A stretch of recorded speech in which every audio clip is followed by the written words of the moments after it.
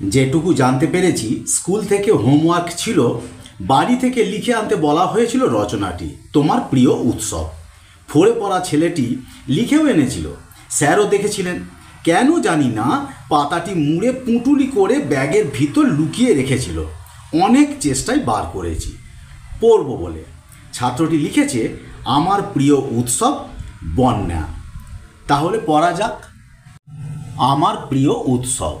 উৎসব সবারই ভালো লাগে, বন্যা আমার সবচেয়ে প্রিয় উৎসব। প্রতি বছর বন্যা আসে না বলে পালন করা হয়নি, তাই মন খারাপ লাগে। এখন তো অনেক নতুন নতুন উৎসব হচ্ছে, বন্যা উৎসবও প্রতি বছর করলে মজা পেতুম। বন্যা উৎসব ঠিক কত তারিখে হয় এখনও জানতে পারিনি, তবে পুজোর আগে হতে দেখেছি।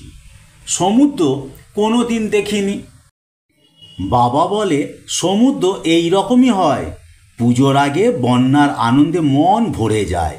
যে মাঠে ফুটবল খেলি সেই মাঠে তখন সাঁতার কাটি, রাস্তায় নৌকো চলে, কলার ভেলা করে ঘুরি, জালে করে মাছ ধরি, লাইন দিয়ে চিড়েগুড়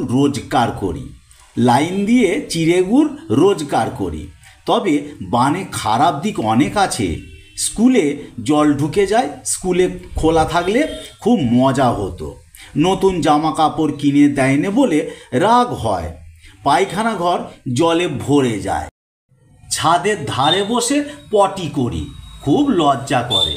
বাবা এই উৎসবে দোকান থেকে অনেক মালপত্র বেশি দামে কিনে আনে, কিন্তু তুলেই রেখে দেয়, একটু একটু করে বার করে। তাহলে কেনই যে কেনে বুঝিনি, তবু বান আমার প্রিয় উৎসব। তা এই হচ্ছে ছেলেটির রচনা। ছেলেটি নিজে মনে হয় যেমন পেরেছে সেটাই লিখেছে, কেউ সহযোগিতা করেছে কিনা সে নিয়ে কোনো মন্তব্য করছি না। তো এটা জোর করে ছাত্রটির কাছ থেকে আমি জানতে পেরে বার করেছি, বার করতে চাইছিল না। তাহলে সকলকে আমি সেই ছেলেটির তার যে প্রিয় উৎসব বন্যা সেই রচনাটা সকলকে পড়ে শোনালাম।